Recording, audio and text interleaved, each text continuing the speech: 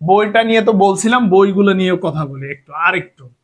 এই বইগুলা কেন আমি লাইব্রেরিতে দেই না, বা লাইব্রেরিতে দেওয়ার সামর্থ্য সুযোগ এখনো কেন হয়নি, যেখানে 3 বছর ধরে বই পাবলিশ করতেছি।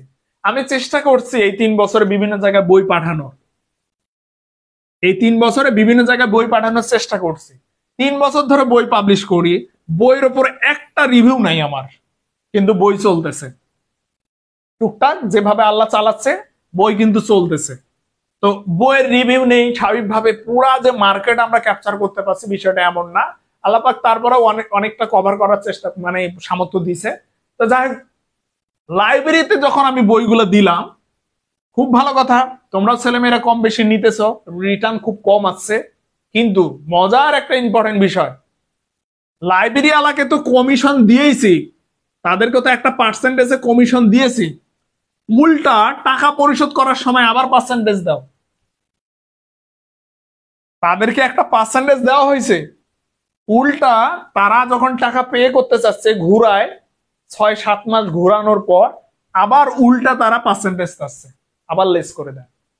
এবং আরেকটা, এটা আমি বলি, আমাদের সমাজ ব্যবস্থাপনাটা সমস্যা এইটা, আমাদের দেশে উদ্যোক্তা কেন ওঠে না, আমাদের দেশে যারা উদ্যোগ গ্রহণ করবে, কোনো জিনিস তৈরি করবে, তারা কেন উঠতে পারে না? এর অন্যতম কারণ হলো আমাদের পরিবেশটাই খারাপ, প্রতিকূল।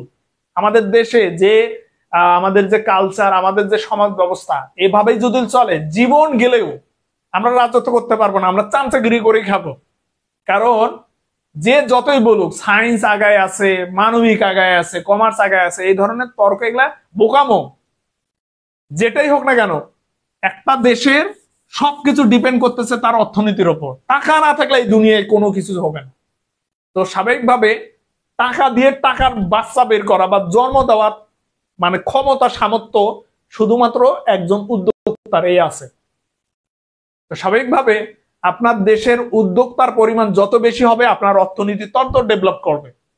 অর্থনীতিকে যদি আমরা চাঙ্গা করতে চাই, তাহলে পজিটিভ একটা কাজ হচ্ছে কি, উদ্যোক্তাদের জন্য ভালো একটা প্ল্যাটফর্ম তৈরি করে দেওয়া, আর একই সঙ্গে দুর্নীতিটা বন্ধ করা। এনাফ এনাফ, এই দুইটা কাজ অর্থনীতিতে করলেই হবে। এবং একই সঙ্গে সুশিক্ষা শিক্ষিত করতে হবে, এবং তার সঙ্গে যদি আমরা সুশিক্ষাটা মানে সুচিকিৎসাটা পাই, সে দেশ আর কখনো গরিব থাকবে না। অর্থাৎ আমি বলতে চাচ্ছি, আমার কাছে মনে হয় যে অর্থনীতি, টাকা পয়সায় যেহেতু সবকিছু, স্বাভাবিকভাবে টাকা দিয়ে টাকা তৈরি বা টাকার বাচ্চা বের করা। আপনি দেখেন উদ্যোক্তারা কিভাবে টাকার বাচ্চা করে, 10,000 টাকা ইনভেস্ট করে, সেইটার 15,000 টাকা করে, অর্থাৎ 5,000 টাকা লাভ করে, লাভ করে টাকাটা বৃদ্ধি করে কত, 15,000 টাকা। এই কাজটা সঠিকভাবে সম্পাদন করা সম্ভব শুধু একজন উদ্যোক্তার পক্ষেই সম্ভব, এবং একই সঙ্গে আনলিমিটেড ভাবে এটা তৈরি করা সম্ভব বা আনলিমিটেড ভাবে করা সম্ভব একজন উদ্যোক্তার। তো স্বাভাবিকভাবে আপনার উদ্যোক্তার তৈরি যদি লেভেল প্লেইং ফিল্ড থাকে, স্বাভাবিকভাবে উদ্যোক্তার জন্ম হবে, আপনার অর্থনীতি অগ্রসর হবে, এবং সেখানে আপনাকে আপনার দুর্নীতিটা স্টপ করতে হবে। আর দুর্নীতিটা স্টপ করতে গেলে আপনার জাতিকে, আপনার জনগণকে সুশিক্ষায়, নৈতিক শিক্ষায় শিক্ষিত করতে হবে। এবং একই সঙ্গে আপনার যদি সুচিকিৎসা থাকে, আর কিচ্ছু লাগবে না। এবং মূলত শিক্ষা এবং চিকিৎসা সঙ্গে অর্থনীতি, এই 3টা সেক্টর যদি যত ভালো থাকবে, আপনার দেশ জাতি তত উন্নতির দিকে যাবে। এই 3টা সেক্টর যত নড়বড়ে হবে, আপনি তত নিচে চলে যাবেন। জীবন গেলে আর রাজত্ব করা হবে না, চামচাগিরি করতেই হবে। তো যেটা আমি বলছিলাম, যে এই যে ছোট উদ্যোক্তারা কিভাবে উঠবে, আমি একজন ছোট উদ্যোক্তা, সবে মাত্র বই পাবলিশ করতেছি, আমার বই কিভাবে মার্কেটে গেইন করবে? যদি না আমাকে স্কোপ দেওয়া হয়, আমি একটা পার্সেন্টেজে বই দিলাম, সেই পার্সেন্টেজের পরেও আপনি একটা পার্সেন্টেজ চাচ্ছেন, এটা একটা বিষয়। কিন্তু যে টাকাটা আমার, যে টাকাটা দিয়ে আমি বই আপনাকে আমি দিলাম, যেখানে যে আমাদের ইনভেস্ট হলো, এটা উদ্ধার মানে এটা আমার থাকতেছে কি না থাকতেছে ওটা তো দেখার আপনার টাইম নাই। উল্টা এই টাকাটাও তো আমি পাচ্ছি না 14-15 দিন ঘোরার পর। ঠিক আছে, 14-15 বার ঘোরার পর বা বলার পর, বলতে বলতে বলতে বলতে তারপর লাইব্রেরিয়ানরা টাকা দিতেছে। এখন প্রশ্ন হতে পারে, ভাই তাহলে নগদ টাকা নিবেন, তারপর হচ্ছে বই দিবেন? তোমরা নিজেরাই কমার্সের স্টুডেন্ট, জানো অল টাইম নগদে ব্যবসা হয় না। আর ছোট যখন উঠবা বা ছোট থেকে যখন তোমরা বড় হবা, দেখবা বিভিন্ন ধরনের বাধা বিঘ্নতা আসে না, সেম জিনিসটা হলো এইটা। তোমাকে আজকে কে চেনে? তোমরা যারা স্টুডেন্ট আছো আমার কথাগুলো শুনতেছো, তোমাদেরকে কে চেনে? তোমাদের কোনো নিজস্ব একটা আইডেন্টি আছে? দেখবা কোনো একটা মেয়েকে পছন্দ করো, তাকেই যদি তুমি প্রপোজ দিতে যাও, দেখবা সেই তোমাকে পাত্তা দিতেছে না। তো স্বাভাবিকভাবে যখন তুমি ছোট থাকবা তখন তোমাকে কেউ পাত্তা দিবে না। তো এটা আমি বুঝাতে চাচ্ছি যে আমার যে গুডউইলটা সেটা এখনো সেভাবে ডেভেলপ হয়নি। অ্যাজ এ রেজাল্ট যেটা দেখা গেছে, গুডউইল না থাকার কারণে তুমি ক্যাশে সেল করতে পারবা না, তোমাকে বাকি দিতেই হবে। বই দিবা, লাইব্রেরিওয়ালা বই বিক্রি করো, তারপর তোমাকে টাকা দেবে, কিন্তু বাস্তবতা ওই জায়গায় ঘাপলাটা হচ্ছে। এবং অ্যাজ এ রেজাল্ট আমি কিন্তু বই দিতেছি না। এই যে তামান্না বি, স্যার রিপ্লে দিন, এবার কি একক এক্সাম হবে?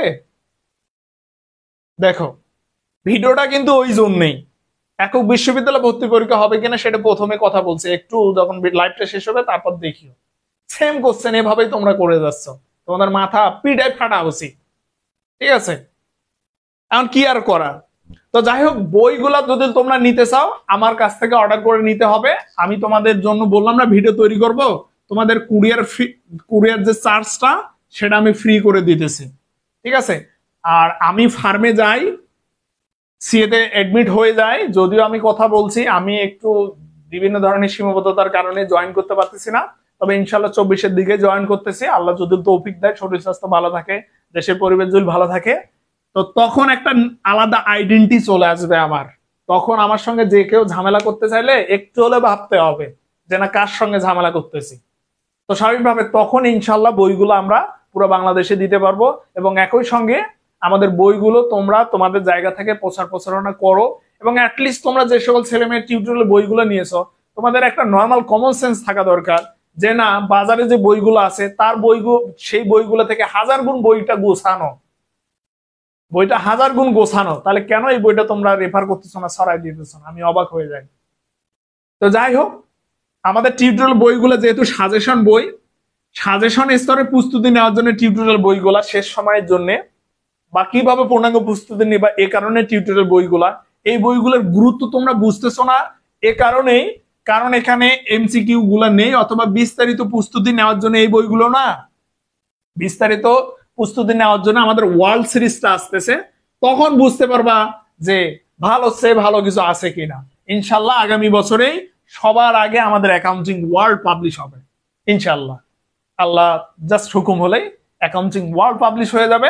আর টিউটোরিয়াল সিরিজ থাকবেই। টিউটোরিয়াল সিরিজ আমার দীর্ঘদিনের গবেষণার ফসল, যেখানে আমি মাত্র 120টায় সর্বোচ্চ প্রশ্ন কমনের নিশ্চয়তা জোর গলায় দিতেছি, এবং জোর গলায় বলতেছি এই টিউটোরিয়াল সিরিজের 100 পৃষ্ঠা থেকে যদি প্রশ্ন না আসে, কোনো গাইড বই থেকে আসবে না। কনফিডেন্সটা দেখো, এইটা থেকে যদি না আসে কোনো গাইড বই থেকে আসবে না। এবং নতুন কোশ্চেন গুলো কোনো গাইড বই থাকে না, সত্য কথা যেটা। তাহলে পুরা 700-800 পেজের পড়াটা মাত্র 100 পেজে কনভার্ট আছে। তো আমরা কিন্তু ক্লাস নেব, আমরা খুব শীঘ্রই ক্লাস নেব। তো স্বাভাবিকভাবে তখন তোমরা বুঝতে পারবা যে বইগুলোর ভিতরে কি আছে। বইয়ের উপর আহামরি কোনো রিভিউ নাই, আমরা রিভিউ দিব খুব দ্রুত। তো এই ছিল হচ্ছে বিষয়। আর তোমাদের অনেকগুলো বিষয়গুলো নিয়েই আজকে লাইভে কথা বললাম, তোমরা দয়া করে পুনরায় ক্লাসটা দেখিও।